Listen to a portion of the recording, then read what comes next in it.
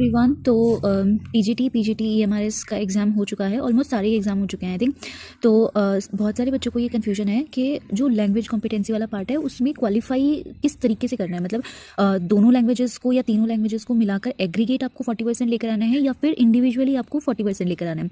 तो इसके लिए मेरे पास ये नोटिस है आपका, जब वैकेंसी आई थी। तो इसमें हम चलते हैं नीचे।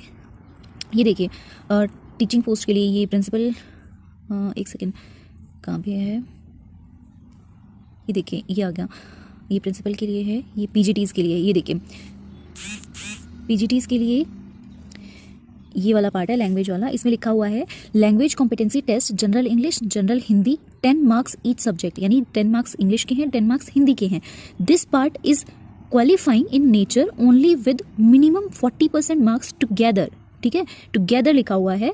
इसका मतलब क्या है कि minimum 8 marks out of 20 marks combining English and Hindi, English और हिंदी में मिलाकर आपको 40% लेकर आना था, यानी 20 में से आपको 8 नंबर लेकर आने थे। इंग्लिश में 4 और हिंदी में 4 आए ऐसा ज़रूरी नहीं है।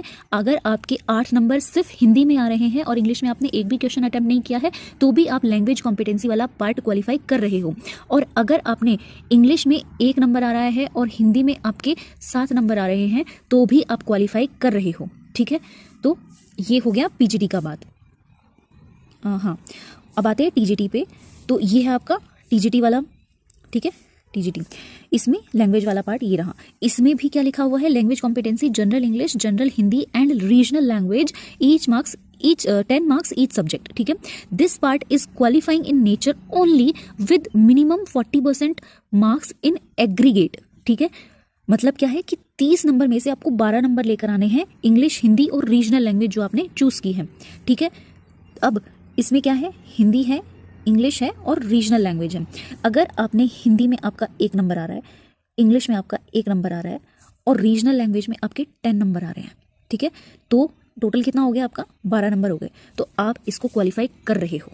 ठीक है, अगर मान लो हिंदी में आपके 2 नंबर आ रहे हैं, इंग्लिश में आपका 0 नंबर आ रहा है और रीजनल लैंग्वेज में आपके 10 मार्क्स आ रहे हैं, तो भी आपके टोटल कितने हो रहे हैं, 12 हो रहे हैं, तो भी आप क्वालिफाई कर रहे हो।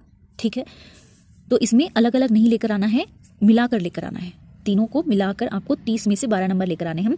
और रही बात नेगेटिव मार्किंग की, तो यस, इसमें लैंग्वेज कॉम्पिटेंसी वाले पार्ट में नेगेटिव मार्किंग है और 1/3 की नेगेटिव मार्किंग है यहाँ पर। ठीक है, तो अभी कंफ्यूज नहीं होना है। आई होप आपके डाउट्स क्लियर हो गए होंगे। Thank you so much for watching.